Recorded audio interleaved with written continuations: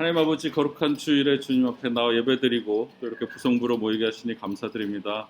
이 시간 주님의 말씀을 나눌 때 이 말씀 통해서 우리가 변화되고 주님을 더 알아갈 수 있도록 도와주시고 말씀 따라 살아갈 수 있도록 하나님 도와주시옵소서. 이 시간 주님께 맡겨드리며 감사드리며 예수님 이름으로 기도합니다. 아멘. 네, 찬송가 486장 이 세상에 근심된 일이 많고 찬양하시겠습니다. 이 세상에 근심된 일이 많고 참 평안을 몰랐구나. 내 주 예수 날 오라 부르시니 곧 평안이 있으리로다. 주 예수의 구원의 은혜로다. 참 기쁘고 즐겁구나. 그 은혜를 영원히 누리겠네. 곧 평안이 쉬리로다. 이 세상에 곤고한 일이 많고 참 쉬는 날 없었구나.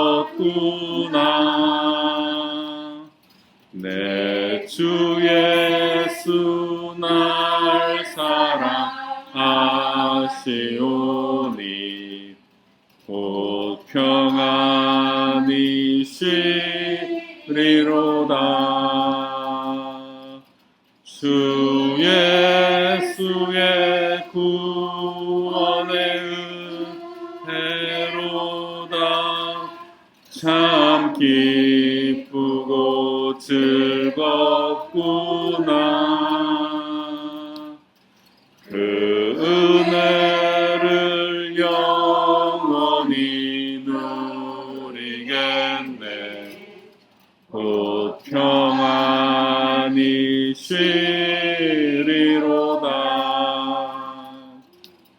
이 세상에 죄악된 일이 많고 참 죽을 일 쌓였구나. 내 주 예수 날 건져 주시오니 곧 평안이 쉬리로다. 주 예수의 구원의 은혜로다. 참 기쁘고 즐겁구나. 그 은혜를 영원히 누리겠네. 곧 평안이 쉬리로다. 아멘. 예, 고린도전서 11장 이제 지난주에 1절에서 끝났고 2절부터 이제 살펴보도록 하겠습니다. 이제 고린도전서 11장 2절부터는 이제 또 얘기가 주제가 또 확 바뀝니다. 그러니까 11장 2절부터 시작되는 얘기는 이제 고린도전서에서 이제 네 번째로 이제 큰 단락이 시작되는 겁니다. 첫 번째 얘기는 뭐였냐면 이제 교회 분열 얘기였었죠. 교회가 파가 나뉘어서 막 싸운다, 그 얘기를 바울이 한참 했었고, 그 다음에 두 번째로 나왔던 게 음행 얘기가 나왔었습니다. 교회에 음행하는 사람이 있는데 음행하는 사람 공동체에서 쫓아내라, 그러면서 음행을 피해라, 이 얘기가 두 번째 단락이었고요. 그다음 세 번째는 이제 우상에게 바쳐진 제물 먹어도 되느냐 안 되느냐 하면서 이제 우상 숭배를 피해라, 그게 세 번째 내용이었습니다. 그리고 이제 네 번째로 새로운 얘기를 이제 시작을 하는데 이제 예배 얘기를 합니다. 고린도 교회 예배가 이제 되게 무질서한 상황에 있었다고 합니다. 그러면서 어떻게 하나님께 예배 드리는 것이 옳은 것인가, 이제 그 얘기를 바울이 해 나가게 됩니다. 그래서 특별히 이제 11장에서는 이제 교회 예배에서 여성들의 그 역할, 또 위치가 어떠해야 되는가, 이제 그 문제를 다루고요. 12장부터 14장에서는 이제 성령의 은사 문제에 대해서 다루면서 특별히 13장에 우리가 잘 아는 그 사랑장이 나오게 됩니다. 이제 이 고린도전서 11장에서 그래서 14장까지가 이제 예배 문제를 이렇게 다루고 있는데, 특히 세 가지 주제를 다루고 있는 것으로 보입니다. 그래서 첫 번째, 예배 때 이제 여성의 행동이 어떠해야 되는가. 그다음에 두 번째가 이제 성만찬, 주님의 만찬에서 가난한 자들이 이제 무시당함으로써 성찬의 본질이 훼손당하고 있을 때, 성찬이라는 건 본 뜻이 어떤 것인가, 이런 얘기를 하고요. 그럼 세 번째로 이제 고린도 교회 교인들이 받은 영적인 은사를 어떻게 잘 활용해야 되는가에 대해서 이야기를 합니다. 근데 이제 문제는 되게 여러 가지 문제인데, 바울이 이런 문제들에 대해서 주는 답은 항상 신학적으로 보면 일관되다고 할 수가 있습니다. 가장 큰 원칙은 그겁니다. 하나님의 영광을 위해서 해라. 하나님의 영광을 위해서 하고, 그리고 교회의 덕을 세우기 위해서 해라. 예, 그게 가장 항상 바울이 말하는 일반적인 원칙입니다. 그래서 이제 11장 본격적으로 들어가서 살펴보자면, 여기서는 이제 무슨 문제냐 하면, 예배 때 여자들이 머리에다 뭐를 써야 되느냐 안 써야 되느냐. 당시 이게 고린도 문화랑 관련된 문제인데, 지금하고는 이제 별로 상관없는 문제죠. 당시 이제 관습하고 문화가 이게 얽힌 문제여가지고 그 머리에 뭘 쓰는 문제가 있었습니다. 그래서 그 문제에 대해서 바울이 얘기를 하게 됩니다. 그래서 이 문제는 그렇게 다른 교회에서는 별로 문제가 안 됐었던 것 같고요. 특히 고린도 교회에서만 문제가 됐던 것 같습니다. 그러면서 이 여자가 머리에 뭘 써야 되느냐 안 써야 되느냐 얘기를 하면서 이제 남자와 여자, 남편과 아내는 어떤 관계에 하는가, 그런 얘기도 등장을 하고, 그래서 여자들이 당시 이제 그 1세기 사회라는 게 사실 남녀가 평등하던 사회가 아니었잖아요. 당시에는 뭐 옛날엔 뭐 인원수 셀 때 남자만 셌다고도 하고 뭐 이러지 않습니까? 그러니까 그런 사회 속에서 여자들이 예배에 참여하면서 여자들이 또 기도하고 예언하고 이렇게 공적인 예배에 그렇게 참여를 할 때 어느 정도까지 허용을 해야 되는가, 이런 문제 의식이 있었던 것 같습니다. 1세기 그리스에서는 이제 남자나 여자나 복장이 되게 비슷했다고 합니다. 단 차이는 여자는 머리에 뭘 썼다고 하네요. 정확하게 어떻게 생겼는지는 뭐 잘은 모르겠는데, 이제 그리스어라면 이제 칼룸마라고 해서 머리를 뭔가 덮는 게 있었던 것 같습니다. 그리고 이제 그리스에서는 그런 게 있었고, 또 이제 유대인들한테도 여자가 공개적인 자리에 나가게 되면 머리에 뭔가 너울을 쓰는 그런 습관이 있었다고 합니다. 요즘도 뭐 이슬람 거기서는 뭐 여자들 막 다 뒤집어 쓰고 다니지 않습니까? 예. 그래서 이제 그리스권에서도 뭐 결혼식 같이 특별한 경우에 그래 여자들이 머리에 무슨 쓰는 그런 관습이 있었는데, 그런 이제 사회 문화적으로 그런 관습이 있는 가운데 이제 고린도 교회 이제 여자 성도들이 자유롭게 이제 공적인 예배에 참여를 하게 되면서 이제 되게 이제 좀 어떨 때는 영적인 경험을 막 깊이 하다 보니까 뭐 예언하고 기도하고 하면서 머리에 쓴 걸 이렇게 막 걷고 이랬나 봅니다. 머리 안 쓰고 이러니까 그게 이제 당시 관습하고 충돌을 하게 되면서 바울에게 이런 문제 제기가 들어왔던 것 같습니다. 그래서 바울의 이제 기본적인 입장은 지금 당시로서는 되게 혁명적인 건데, 그리스도 안에서 여자나 남자나 차별이 없다. 이게 바울의 기본적인 입장입니다. 갈라디아서 3장 28절에서 바울이 뭐라 그러냐면, 너희는 유대인이나 헬라인이나 종이나 자유인이나 남자나 여자나 다 그리스도 예수 안에서 하나이니라, 이렇게 선포를 합니다. 그리고 고린도전서 11장 11절에서도 그러나 주 안에는 남자 없이 여자만 있지 않고 여자 없이 남자만 있지 아니하니라, 이렇게 되게 남녀 평등을 어떻게 보면 되게 1세기 사람으로서는 할 수 없는 말인데, 그런 되게 남녀 평등을 이렇게 선포를 합니다. 하지만 그렇게 남녀가 기본적으로 평등하다고 하지만 바울은 여기서 이제 그렇지만 신앙이라는 건 또한 당시에 그 사회적인 또 어떤 관습과도 조화를 이룰 줄도 알아야 하는 것이기 때문에 예배 때 여자가 머리에 뭔가 쓰고 들어가는 것이 당시의 그런 관습과 일치한다면 그렇게 하는 것이 교회 질서와 덕을 위해서 좋을 것 같다라고 이제 바울이 제안을 하게 되죠. 그러면 고린도전서 11장 2절에서 6절이 이제 대략 내용을 요약하면 이제 2절에서는 먼저 고린도 교인들을 칭찬하는 내용으로 시작을 합니다. 그래서 복음을 전해준 바울을 기억하고 복음의 내용을 잘 지켜나가는 것에 대해서 칭찬을 하고 3절에서는 이제 남자와 그리스도, 여자와 남자, 그리스도와 하나님의 관계에 대해서 얘기를 하고요. 4절부터 6절까지 이제 공중예배에서 기도와 예언을 할 때 남자는 머리 아무것도 쓰지 말고 여자는 너울을 쓰라 이런 얘기를 합니다. 근데 이제 그리스어에서 이게 좀 재밌는 게 여자라는 말하고 아내라는 말이 구별이 없습니다. 그래서 어떨 때는 똑같은 말인데 어쩔 때는 이걸 여자로 해석해야 될 때가 있고 어쩔 때는 이걸 아내로 해석해야 될 때가 있고요.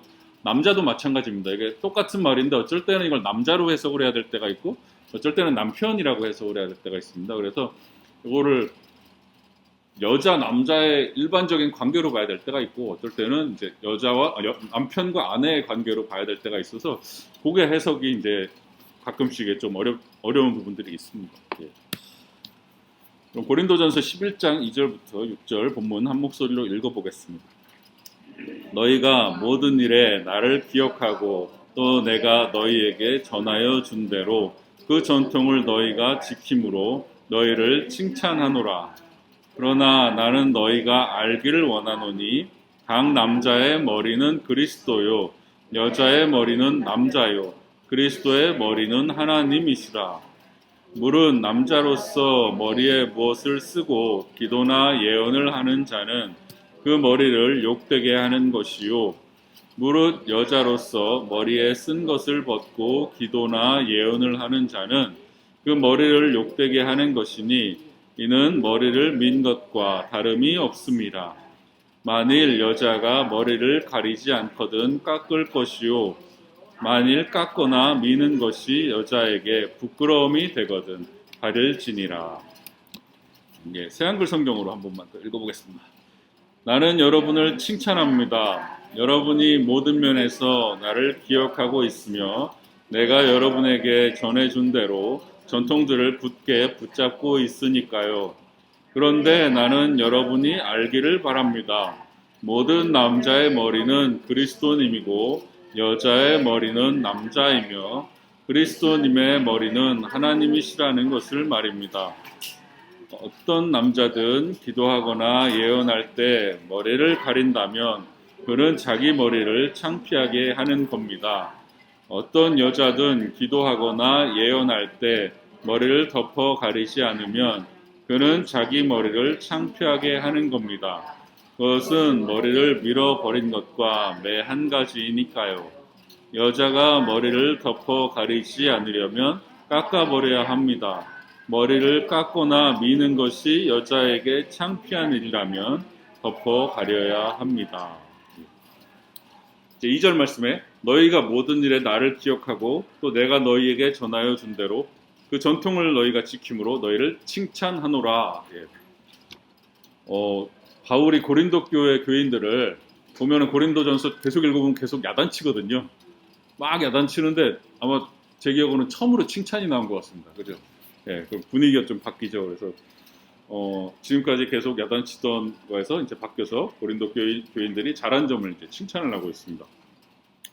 근데 2절에서 지금 칭찬을 했는데 조금 읽어 나가다 보면 17절부터 다시 또 야단칩니다. 칭찬하지 아니한다 이렇게 얘기합니다. 그래서 뭐 때문에 칭찬을 했느냐? 이제 바울을 잘 기억했고 그러니까 모든 일에 있어서 바울의 모습을 잘 기억하고 또 바울이 전하여준 전통을 잘 지키고 있어서 잘하고 있다라고 칭찬을 합니다. 바울이 전하여준 전통을 잘 지킨다라고 했을 때 그 전통이 뭐냐? 그러니까 뭐 예수님에 관련된 말씀들, 또 예수님이 행하셨던 사건들, 또 성찬에 대한 거, 부활에 대한 이런 교회 가르침 같은 걸 이제 바울이 전해준 거를 이제 고린도 교회 교인들이 잘 이제 지키고 있다 이렇게 칭찬을 하는 것이죠. 근데 이제 바울이 전하여 줬다고 했을 때 이거는 그러니까 이런 뭐 가르침이나 예수님의 말씀이나 이런 게 바울 자신이 만든 게 아니라 바울도 누구한테 전해 받은 겁니다. 왜냐하면 바울도 처음부터 그리스도인이 아니었잖아요. 그러니까 바울도 예수 믿게 되면서 이제 신앙의 선배들, 동역자들한테 이제 배운 거를 이제 고린도 교회에 바울이 갖다 전해 준 거죠. 그래서 이제 당시에는 뭐 책이라는 게 거의 없던 시절이었거든요. 종이라는 것도 없었고, 그러니까 뭐 써봤자 뭐 양피지나 이런 뭐 파피루스나 이런 데다가 막 먹물로 간신히 쓰던 시절이었기 때문에 당시에는 뭐 이렇게 책으로 뭘 보관하던 문화가 아니라 뭘 전해줄 때는 항상 이게 말로 써 전해주게 되거든요. 그걸 이제 구전한다고 그러는데 우리 옛날 이야기들도 다 이렇게 입에서 입으로 전해져 가지고 그렇게 전해졌지 않습니까? 그래서 이런 예수님의 말씀이나 이런 것도 처음에는 다 입에서 입으로 전해졌던 거죠. 그래서 바울이 전해 들은 거를 고린도 교회 교인들에게 이렇게 전해 준 것이죠. 우선 이제 3절에 그러나 나는 너희가 알기를 원하노니 각 남자의 머리는 그리스도요 여자의 머리는 남자요 그리스도의 머리는 하나님이시라. 이제 시작할 때 그러나라고 칭찬을 했습니다. 앞에 이제 그러나라고 시작을 했죠. 그래서 2절에서 칭찬을 했는데 그러나 아직 좀 할 얘기가 또 있다 이제 이렇게 가는 거죠. 나는 너희가 알기를 원하노니 고린도 교회 교인들을 향해서 바울이 이거는 꼭 알아야 된다라고 말하면서 뭐라고 그러느냐? 그러니까 순서대로 하자면 이제 여자의 머리는 남자고 남자의 머리는 그리스도고 그리스도의 머리는 하나님이다 이렇게 얘기를 합니다. 그럼 이제 이 머리라는 게 뭔 얘기인가? 이게 남자가 여자보다 우월하다는 뜻인가? 어떻게 생각하십니까? 남자가 여자보다 우월하다고 생각하십니까?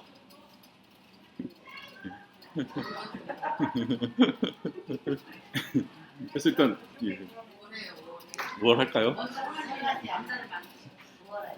먼저 만드셨다. 자, 예, 중요한 얘기를 하셨는데 그래서 이 머리라는 말을 해석할 때 이제 머리라는 말이 그리스어로 이제 케팔레라는 말인데 머리라는 말을 언제 쓰느냐? 유대적인 맥락에서는 이제 통치자, 지배자 뭐 이런 뜻으로 머리가 쓰여집니다. 예를 들어서 사무엘하 22장 44절에서 주께서 또 나를 내 백성의 다툼에서 건지시고 나를 보존하사 모든 민족의 으뜸으로 삼으셨으니 그래서 여기서 으뜸이란 말이 머리란 말입니다. 모든 민족의 머리로 삼으셨으니 내가 알지 못하는 백성이 나를 섬기리이다. 그러니까 통치자라는 의미고요. 그래서 아람의 머리는 다메섹이요 다메섹의 머리는 느신이며 그래서 머리가 이렇게 통치자, 권위자 이런 뜻이 있는데 이제 또 그리스어에서는 이런 의미가 있습니다. 출처, 근원. 그래서 강이 시작되는 곳을 강의 머리라고 불렀습니다. 그래서 아까 남자가 만들어지고 여자가 만들어졌을 때 여자가 남자의 갈비뼈로부터 만들어졌죠. 그러니까 근원의 의미가 있지 않습니까? 그런 의미에서 머리라고 보는 게 제일 가깝지 않을까 이제 그런 생각을 이제 하게 되는 거죠. 그래서 왜냐하면 그리스도의 머리가 하나님이다라고 할 때 하나님이 그리스도보다 위에 계신 걸까요? 하나님이 위일까요? 그리스도가 예수님이 밑에일까요? 삼일체 하나님은 서로 동등하신 하나님이잖아요. 근데 그리스도의 머리를 하나님이라고 그랬으니까 이게 그런 뜻은 아니겠죠. 그죠? 그래서 하나님이 낳으셨잖아요. 그리스도를 낳으셨잖아요. 그러니까 근원이라는 의미가 더 강할 것 같다라고 생각을 합니다. 그래서 그러니까 하나님이 그리스도를 낳으셨고 여자는 남자로부터 나왔고 그런 의미가 더 맞지 않을까라는 생각을 합니다. 또 머리라는 뜻으로 이제 지도력이라는 의미도 또 있고요.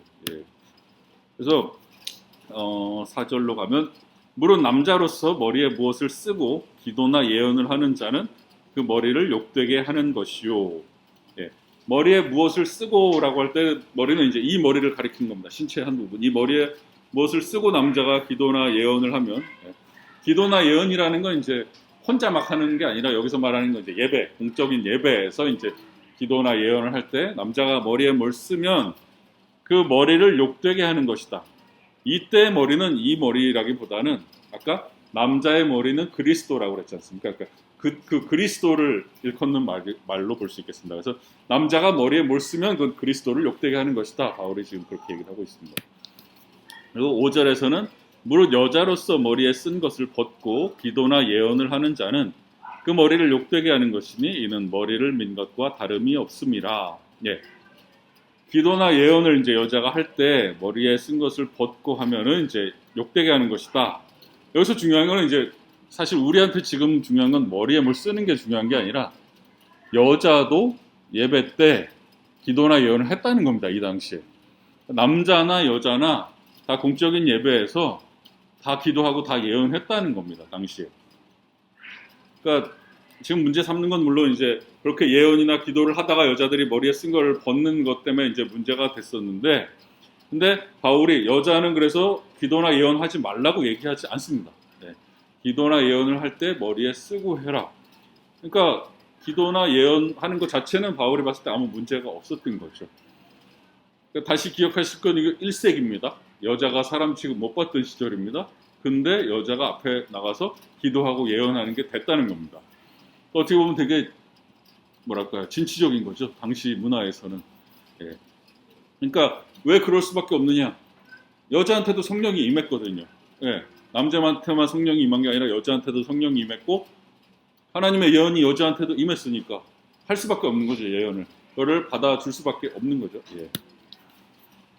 그러면서 머리에 뭐를 안 쓰면은 머리를 욕되게 하는 것이다. 이때는 이 신체 부분으로서의 머리라기보다는 이제 여자의 머리는 남자다라고 했을 때, 그러니까 이거는 저는 아내와 남편으로 해석하는 게 더 나을 것 같습니다. 그러니까 아내의 머리는 남편이기 때문에 아내가 뭘 안 쓰고 돌아다니면 남편을 욕먹이는 거다. 이런 식으로 해석하는 게 낫지 않을까라는 생각을 해봅니다. 그래서 6절에서 만일 여자가 머리를 가리지 않거든 깎을 것이요 만일 깎거나 미는 것이 여자에게 부끄러움이 되거든 가릴지니라 라고 말합니다. 그래서 여자가 머리를 가리지 않을거든 깎을 것이요 라는 게 머리를 깎으라는 말은 아닙니다. 왜냐하면 바로 그 다음에 깎는 것이 부끄러움이 되거든 가릴지니라 그랬으니까요. 당시에 이제 여자가 머리가 긴 거는 되게 영광스러운 걸로 생각을 했고 머리를 미는 거는 되게 수치스럽고 모욕적인 것으로 생각했는데 당시 이 문화에서 머리에 칼룸마, 머리에 뭘 쓰지 않는 사람은 고급 정부, 왜 뭐라고 그래야 될까요? 정부면은 뭐 첩 같은 사람들, 그렇죠? 그러니까 종들은 또 머리를 밀었고 가늠하다 유죄 판결 받은 사람들도 벌로서 머리를 밀었다고 합니다. 그리고 또 아프로디테 신전에 이방 신전의 성전 매춘부들도 머리에 아무것도 쓰지 않았다고 합니다. 그러니까 머리에 뭘 안 썼다 그러면은 보통 이제 매춘부라는 취급을 한 거고 머리가 짧으면은 이것도 뭔가 벌을 받아서 머리가 짧은 거기 때문에 머리에 뭘 안 쓴 거나 머리 짧은 거는 되게 당시에 수치스러운 일이었다는 거죠. 그래서 긴 머리를 그대로 노출시키고 다니는 것은 아주 상스러운 것으로 이해되고 매춘부로 간주될 수 있었고 여자가 머리가 짧은 거는 이제 어떤 벌을 받은 것으로 생각될 수 있었기 때문에 예. 그래서 당시의 그 문화적인 그 관습을 따르라고 바울이 얘기를 하는 거죠. 그래서 머리를 이렇게 하고 다니는 건 남편에게 수치가 될 수 있다라고 얘기를 하는 것입니다. 그러면서 이제 7절부터 12절로 넘어가면 이제 바울이 이제 구약 창세기의 창조 이야기를 가져오면서 남자와 여자의 관계에 대해서 얘기를 하면서 11절, 12절에서는 이제 예수 그리스도 안에서 새롭게 주어진 여자와 남자의 관계에 대해서 이야기를 합니다. 그래서 주 안에서 남자와 여자의 차별성이 극복되고 서로가 서로에게 속한 사람으로서 오직 하나님만이 근원이 되신다 그 얘기를 합니다. 예, 그럼 7절부터 12절의 말씀을 읽어보겠습니다. 남자는 하나님의 형상과 영광이니 그 머리를 마땅히 가리지 않거니와 여자는 남자의 영광이니라. 남자가 여자에게서 난 것이 아니요 여자가 남자에게서 났으며 또 남자가 여자를 위하여 지음을 받지 않고 여자가 남자를 위하여 지음을 받은 것이니 그러므로 여자는 천사들로 말미암아 권세 아래에 있는 표를 그 머리 위에 둘지니라. 그러나 주 안에는 남자 없이 여자만 있지 않고 여자 없이 남자만 있지 아니하니라. 이는 여자가 남자에게서 난 것 같이 남자도 여자로 말미암아 났음이라. 그리고 모든 것은 하나님에게서 났느니라. 아멘. 네, 새한글 성경으로 한 번 더 읽어보겠습니다. 남자는 머리를 덮어 가려서는 안 됩니다. 그는 하나님의 모습과 영광이니까요. 한편 여자는 남자의 영광입니다. 남자가 여자한테서 난 게 아니라 여자가 남자한테서 났으니까요.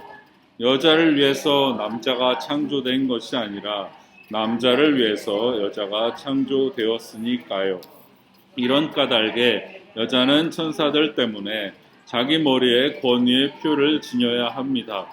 그러나 주님 안에서는 남자 없이 여자가 있지 않고 여자 없이 남자가 있지도 않습니다. 여자가 남자한테서 난 것처럼 꼭 마찬가지로 남자도 여자를 통해서 났으니까요. 그런데 모든 것은 하나님으로부터 나옵니다. 7절에서 남자는 하나님의 형상과 영광이니 그 머리를 마땅히 가리지 않거니와 여자는 남자의 영광이니라 이렇게 얘기를 합니다. 여기서 이제 그 바울이 창세기의 내용을 가지고 있는 건데요. 창세기 1장 26절에서 27절에 뭐라고 나오고 있냐면 하나님이 이르시되 우리의 형상을 따라 우리의 모양대로 우리가 사람을 만들고 그들로 바다의 물고기와 하늘의 새와 가축과 온 땅과 땅에 기는 모든 것을 다스리게 하자 하시고 하나님이 자기 형상 곧 하나님의 형상대로 사람을 창조하시되 남자와 여자를 창조하시고 라고 창세기에 나옵니다. 그래서 이 7절 지금 말씀해 보면 남자는 하나님의 형상과 영광인데 여자는 남자의 영광이다. 그러니까 여자는 그럼 하나님의 형상이 아니냐? 남자한테는 하나님의 형상과 영광이라고 하고 지금 여자한테는 남자의 영광이니라라고만 했거든요. 이게 창세기 1장 27절을 해석할 때 유대인들 중에서 어떤 이제 사람들이 어떻게 해석을 했냐 하면은 하나님의 형상대로 사람을 창조하시되 할 때 이 사람이 남자만 가리키는 걸로 해석을 했습니다. 그래서 하나님의 형상대로 남자를 창조하셨고 남자와 여자를 창조하셨다 이런 식으로 해석을 한 겁니다. 그래서 유대 랍비들이 남자만 하나님의 형상이라고 그렇게 해석을 했습니다. 그래서 여자한테는 형상이라는 말을 안 쓰고 영광이라는 말만 쓴 건데요. 영광이라는 건 뭐 어떤 마지막 때에 나타날 하나님의 영광을 말할 수도 있고 뭐 명예라는 의미를 나타낼 수도 있는데 그래서 이 유대인들의 이 이해에 따르면은 남자는 하나님의 형상으로서 하나님의 영광을 내고 비추고 있다라고 생각을 했습니다. 그래서 남자가 머리에 뭔가를 쓰면은 그 하나님의 영광을 가린다라고 이렇게 생각을 했습니다. 그리고 창세기에서 이제 여자 하와는 아담으로부터 이제 나왔기 때문에 여자는 남자의 영광이라고 이렇게 불렀습니다. 그런데 바울은 그냥 이런 유대주의적인 사고에 머물러 있었던 게 아니라 이제 그리스도 안에서 모든 사람이 다 하나님의 영광을 되찾았다라고 선포를 합니다. 그래서 로마서 3장 23절 24절 보시면 모든 사람이 죄를 범하였음에 하나님의 영광에 이르지 못하더니 그리스도 예수 안에 있는 속량으로 말미암아 하나님의 은혜로 값없이 의롭다 하심을 얻은 자 되었느니라 라고 이제 선포를 하면서 모든 사람이 하나님의 영광에 이르지 못했지만 이제는 예수님의 속량 덕분에 이제 모든 사람이 하나님의 영광을 드러내게 됐다는 거죠. 그래서 이제는 주님 안에서 남자나 여자나 모두가 다 하나님의 영광이라는 얘기를 하는 것이고 그래서 뭐 남자와 여자 모두 다 하나님의 영광을 드러내야 된다라는 말을 바울은 하고 있는 것입니다. 그래서 8절에서 남자가 여자에게서 난 것이 아니요 여자가 남자에게서 났으며 이것도 지금 창세기를 가져와서 하는 얘기입니다. 창세기 2장 보시면 이제 하나님이 먼저 아담을 만드셨고 이제 아담의 갈빗뼈에서 이제 여자를 만드셨기 때문에 그래서 남자가 여자에게서 난 게 아니고 여자가 남자에게서 나왔다는 건 바로 그 얘기를 하고 있는 것입니다. 그러면서 9절에서는 또 남자가 여자를 위하여 지음을 받지 아니하고 여자가 남자를 위하여 지음을 받은 것이니 라고 말합니다. 창세기에서 보시면은 왜 여자를 지을 때 하나님께서 남자의 돕는 대필, 그러니까 조력자로 지었다라고 얘기를 하시죠. 그래서 2장 18절, 창세기 2장 18절에 보시면 여호와 하나님이 이르시되 사람이 혼자 사는 것이 좋지 아니하니 내가 그를 위하여 돕는 대필을 지으리라 하시니라 하면서 바울이 이 말씀을 가져오면서 이제 남자가 여자를 위하여 지음을 받은 것이 아니고 여자가 남자를 위해서 지음을 받았다라고 지금 얘기를 하고 있는 거죠. 그러니까 남자와 여자의 어떤 역할이나 목적이 다르다라고 이제 얘기를 합니다.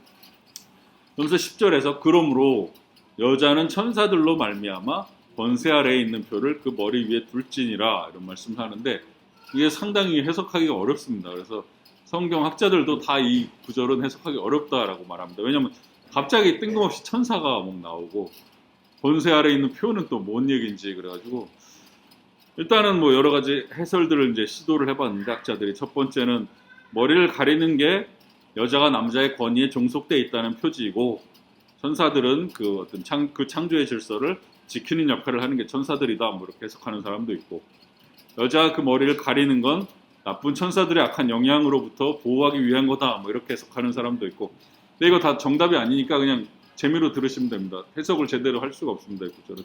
뭐 예배 중에 어떤 사람들은 천사들이 거기 현존하는데 여자가 머리를 가리지 않으면 천사 앞에서 예의에 벗어나는 것이 되고 수치를 당하는 것이 된다 뭐 이렇게 해석하는 사람도 있습니다.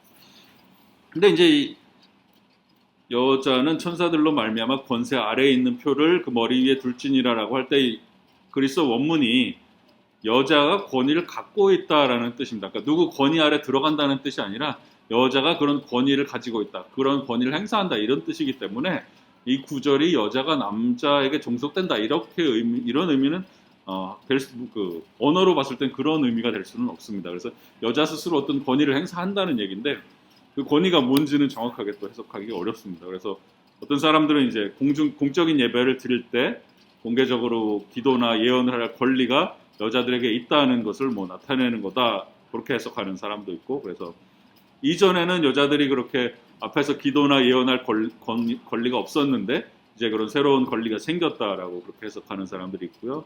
또 어떤 사람은 이제 여자 스스로 자신의 머리에 대한 권위를 가진다라고 해석을 해서 여성이 자기 머리카락은 자기가 주도적으로 잘 가리고 통제해야 된다 뭐 이렇게 해석하는 사람도 있습니다. 그러니까 이건 다 그냥 여러 가지 해석이고 정확하게 해석은 어렵습니다. 이것처럼.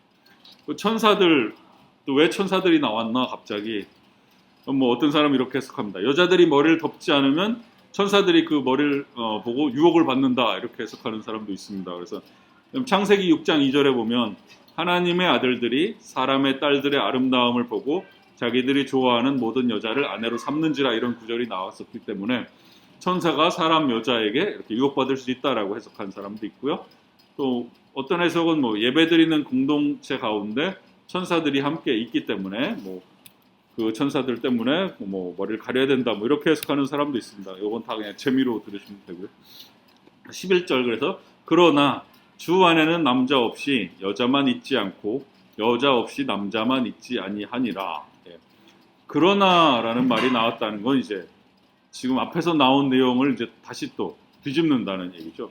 그래서 앞에서는 그러니까 남자가 여자보다 더 우위를 가진다는 듯이 말을 했지만 예수 그리스도 안에서 하나님은 이제 새로운 인간관계를 만드셨다는 겁니다. 그래서 남자 없이 여자만 있지 않고 여자 없이 남자만 있지 않다. 그러니까 모든 차별성을 넘어서서 동등함이 평등함이 존재한다라는 얘기를 하는 겁니다. 그래서 주 안에서 남자와 여자는 다 똑같은 가치와 책임을 가진다라고 말을 하는 거죠. 그래서 12절에서 이는 여자가 남자에게서 난 것 같이 남자도 여자로 말미암아 났음이라. 그리고 모든 것은 하나님에게서 났느니라. 앞에 8절에서는 뭐라고 그랬었냐면 남자가 여자에게서 난 것이 아니요 여자가 남자에게서 났으며라고 얘기했습니다. 그러니까 여자가 남자의 갈비뼈에서 나왔기 때문에 그렇게 남자가 여자에게서 난 거 아니고 여자가 남자에게서 난 거다라고 얘기를 했는데 12절에서는 바울이 이제 말을 덧붙입니다. 여자가 남자에게서 난 것 같이, 여자가 남자의 갈비뼈에서 나온 것 같이 남자도 여자로 말미암아 났습니다. 남자도 여자 때문에 난 거다. 그러면서 그리고 모든 것은 결국 남자나 여자나 다 결국은 하나님에게서 난 거다라고 하면서 이걸 예수 안에서 새롭게 해석을 하고 있습니다. 그래서 여자가 남자에게서 난 것이라고 할 때는 그 에게서라는 건 이제 근원의 의미입니다. 그러니까 여자의 근원이 남자. 그러니까 하와가 창조될 때 아담의 갈비뼈에서 나왔기 때문에 여자가 남자에게서 난 것이라고 얘기를 했고요. 남자도 여자로 말미암아 났다라고 할 때는 이 말미암아라는 말은 뭐뭐를 통해서 났다. 그러니까 도구적인 의미죠. 왜냐하면 우리가 다 엄마 배에서 태어나지 않습니까? 남자도 여자를 통해서 낳는 거죠. 그 출생 과정을 얘기하는 겁니다. 그러니까 여자가 남자에게서 낳듯이 남자도 여자에게서 낳지 않느냐? 그래서 모든 것은 다 결국 남자나 여자나 다 하나님에게서 난 거다라고 바울이 강조하고 있죠. 그래서 그리스도 안에서 남자나 여자나 다 하나님께 이렇게 종속되어 있는 존재들이다라고 얘기를 합니다.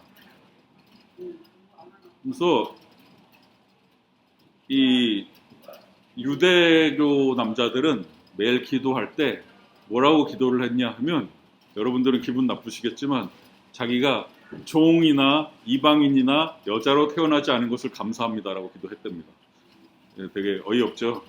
종과 이방인, 여자로 태어나지 않은 것에 감사했답니다. 그래서 유대교 여자들은 율법도 못 배우지 못하도록 그렇게 되어 있었다고 하네요. 그래서 바울은 그런 어떤 유대적인 그런 것을 벗어나서 구약의 그 창세기 가르침을 존중하지만 그러나 예수 그리스도 안에서 이제는 그것을 더 넘어서는 하나님의 새로운 역사가 일어났다라고 이제 말을 하는 것이죠.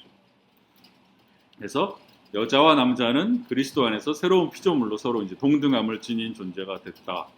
그래서 바울 자신도 실제로 사역을 할 때 많은 여성 선교 동역자들이 있었고 그 사람들을 존중하고 함께 복음을 증거했었죠.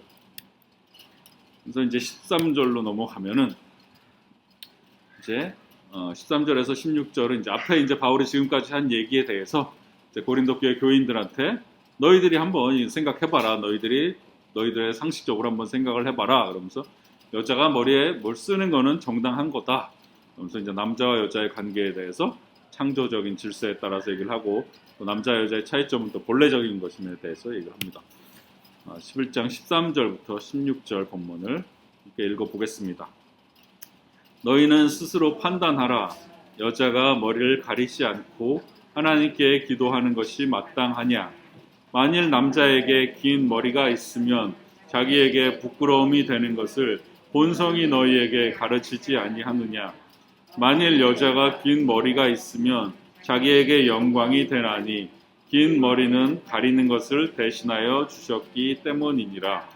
논쟁하려는 생각을 가진 자가 있을지라도 우리에게나 하나님의 모든 교회에는 이런 관례가 없느니라. 예, 새 한글 성경으로 한 번 더 읽어보겠습니다. 있고. 여러분 스스로 판단해 보세요. 여자가 머리를 덮어 가리지 않고 하나님께 기도하는 것이 적절한 일입니까? 자연 그 자체도 여러분에게 가르쳐 주지 않습니까? 남자가 긴 머리를 하는 것은 수치스러운 일 아닙니까? 그러나 여자가 긴 머리를 하는 것은 영광스러운 일 아닙니까?